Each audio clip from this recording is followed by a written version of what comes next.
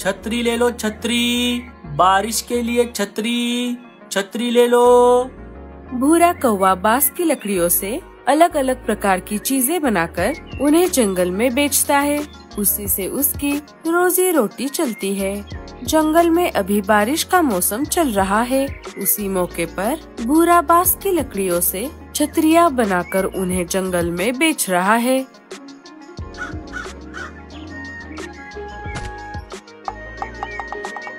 हे ऊपर वाले, मैं सुबह से छाते बेच रहा हूँ, लेकिन अब तक मेरी एक भी छतरी नहीं बिकी। अब मुझे बहुत भूख लगी है। चलो अब घर जाता हूँ। दोपहर हो गई है और खाना खाने का समय भी। रीमा मेरी राह देख रही होगी। खाना खाने के बाद मैं फिर से छतरियाँ बेचने के लिए जंगल में घूमूंगा। भूरा कौवा अपने घर की ओर निकल पड़ता है। थोड़ी देर उड़ने के बाद वो अपने घर आ जाता है। रीमा, मैं आ गया। जरा मेरे लिए पानी लाना, मुझे बहुत प्यास लगी है। रीमा भूरे के लिए पानी लेकर आती है। आ गए आप। मैंने आपको जो चीज लाने को कहा था, क्या आप उसे लेकर आए हो? नहीं रीमा, मैं सुबह से जंगल में छाते बेच रहा हूँ। लेकिन अब तक एक भी छाता नहीं बिका। यही बोलने वाले थे ना आप, इसीलिए आप वो चीज नहीं लेकर आए।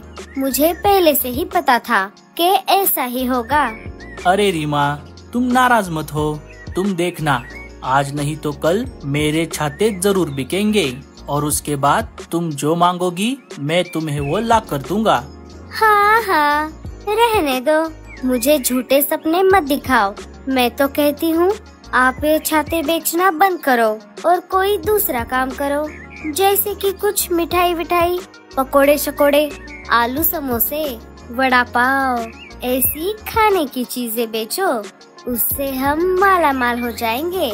मेरा भाई कालिया भी ऐसे ही चटपटी खाने की चीजें बेचकर माला माल हो गया है। अरे रीमा, मुझे रसोई का काम नहीं आता। मैं तो सिर्फ बांस की लकड़ियों से चीजें बनाना जानता हूँ। चलो अब हम खाना खा लेते हैं। मुझे बहुत भूख लगी है। खाना खाने के बाद तुम भी छाते बेचने के लिए मेरे साथ आना। नहीं नहीं, मैं तो नहीं आऊंगी। मेरे मायके में मैं रानी बनकर रहती थी। मेरे मम्मी पापा ने बचपन से मुझे बहुत लाड़ प्यार में पाला है। मुझे किसी भी चीज की कोई कमी नहीं थी।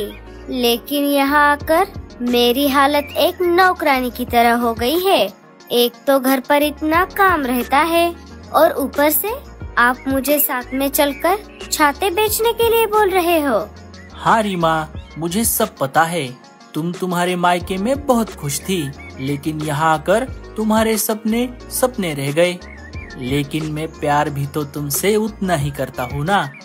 हाँ हाँ, उसी वजह से तो मैंने आपसे शादी की है, वरना मेरी शादी तो बहुत बड़े घर में होने वाली थी।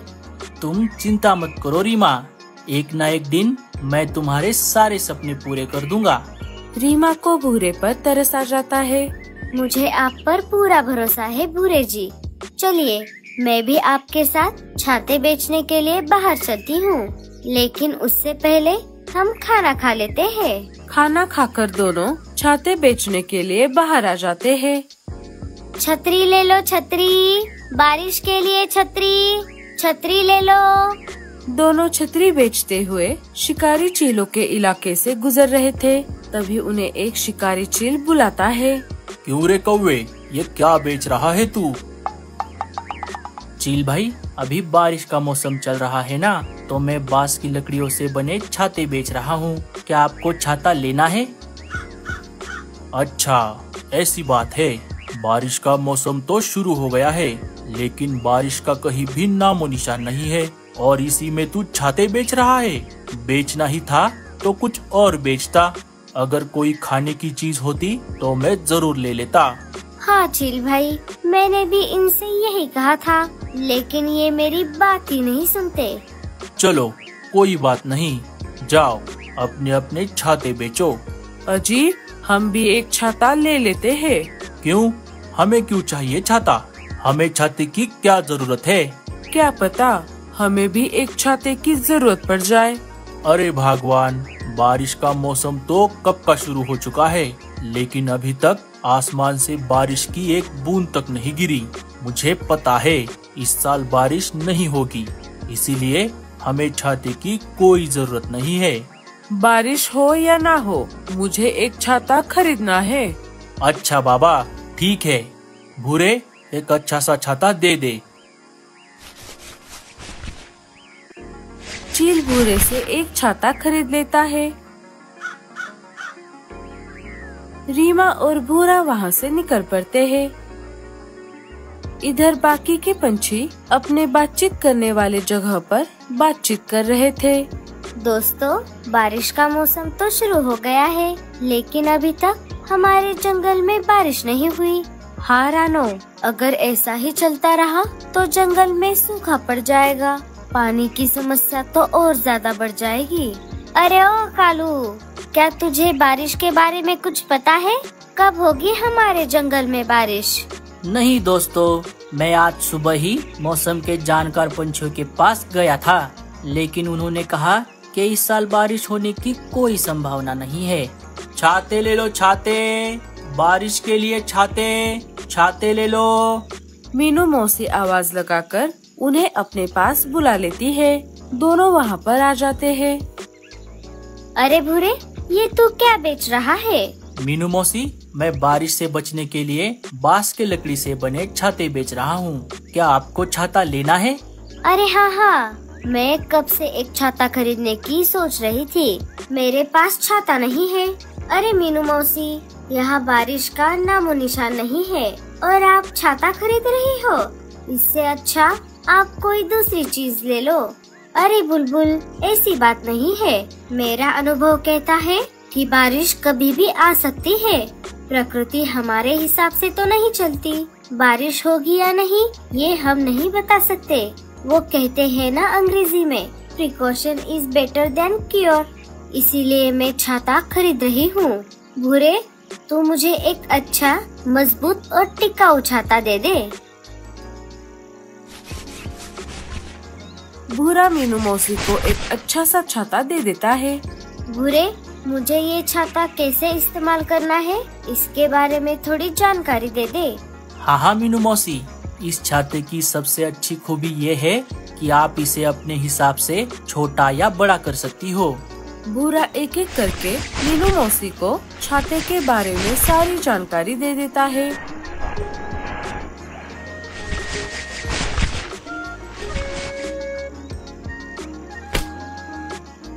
अरे वाह, ये तो बहुत अच्छी बात है। भूरे, तू बांस की लकड़ियों से चीजें बनाने में बहुत माहिर है।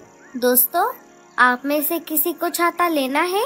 हाँ हाँ रीमा, मुझे और रानो को छाता खरीदना है, लेकिन अभी हमारे पास पैसे नहीं है। हम जब घर जाएंगे तब पैसे लेकर तुम्हारे घर आकर छाते खरीद लेंगे। कोई बात नहीं लाडो, तुम दोनों अभी छाते ले लो और पैसे बाद में दे देना।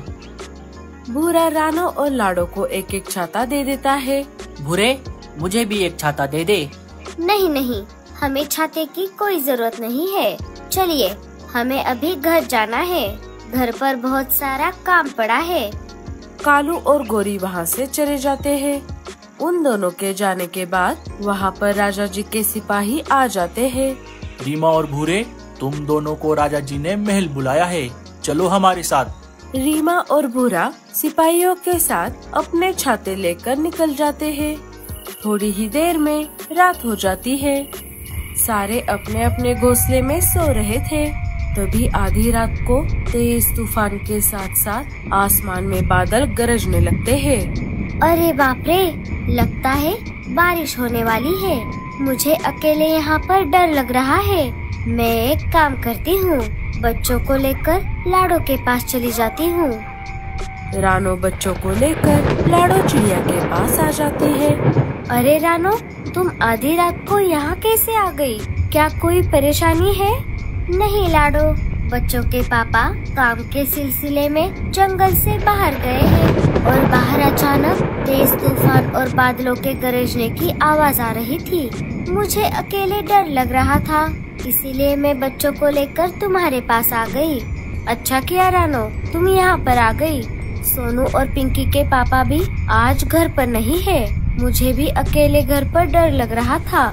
थोड़ी ही देर में तेज बारिश शुरू हो जाती है। चलो, अच्छा हुआ बाबा, मैंने आज भूरे से छाता खरीद लिया। इस बारिश का कोई भरोसा नहीं है, ये कभी भी टपक जाती है। देखा गौरी, मैंने तुमसे कहा था हम एक छाता खरीद लेते हैं। अब देखो कितनी तेज बारिश हो रही है। अरे कुछ नहीं होता, ये इतनी सी बारिश हमारा कुछ नहीं बिगाड़ सकती। गौरी ऐसा बोल ही रही थी कि तभी तेज तूफान की वजह से उनके घोंसले की छत हवा में उड़ जाती है। अरे बाप रे, ये क्या हो गया? गौरी चलो यहाँ से, हमें किसी से मदद लेनी होगी। वो दोनों वहाँ से निकलकर मीनू मौसी के घर के बाहर आ जाते हैं। कालू घर का दरवाजा खटखटाता है। मीनू मौसी, दरवाजा खोलिए, मैं हूँ कालू। हम बारिश में भीग रहे हैं, हमारा घोंसला टूट गया है। अगर मैंने इन्हें अंदर ले लिया तो दूसरा घोंसला बनाने तक ये मेरे ही घर में रहेंगे। इससे अच्छा मैं सोने का नाटक करती हूँ। मीनू मौसी आंखें बंद करके जोर जोर से खर्राटों की आवाज निकालकर सोने का नाटक करती है। खर्राटों की आवाज घोंसले से बाहर आ रही थी। अरे इतनी जोर से खर्राटे कौन मारता है? लगता है मीनू मौसी सो गई है, हमें कहीं और जाकर मदद मांगनी होगी। दोनों वहाँ से निकलकर लाड़ों के घोंसले के बाहर आ जाते हैं। घर में पानी ना आए इसीलिए लाड़ों ने घर का दरवाजा लगा लिया था। रात भी काफी हो गई थी। लगता है लाड़ो भी अब सो गई है, उसका घोंसला भी छोटा है। चलो हम भूरे के पास चलते हैं। दोनों भूरे के घर के बाहर आ जाते हैं। अरे ये भूरा कहाँ चला गया? तभी उनको देखकर बुलबुल उनके पास आ जाती है।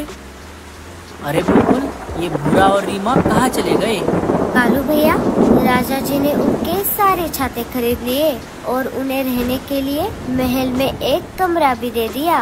मेरा घर भी तूफान की वजह से उड़ गया, इसीलिए मैं बाहर बैठी हूँ। चलो चलो, हमें किसी सुरक्षित जगह जाना होगा। सारे वहाँ से निकल पड़ते हैं।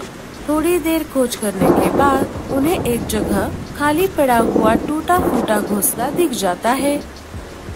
वो सब उस घोंसले में आ जाते हैं। उस घोंसले की छत से जगह जगह से पानी अंदर आ रहा था। तभी कालू को मीनू मौसी छाता लेकर जाती हुई दिखाई देती है। कालू उन्हें आवाज लगाता है, मीनू मौसी इधर आइए। मीनू मौसी वहाँ पर आ जाती है। अरे तुम सब यहाँ पर कैसे? गौरी सारी बात मीनू मौसी को बताती है। अगर हम देवर्षि से छाता खरीद लेते तो कितना अच्छा होता, हमें ऐसे बारिश में भीगना नहीं पड़ता।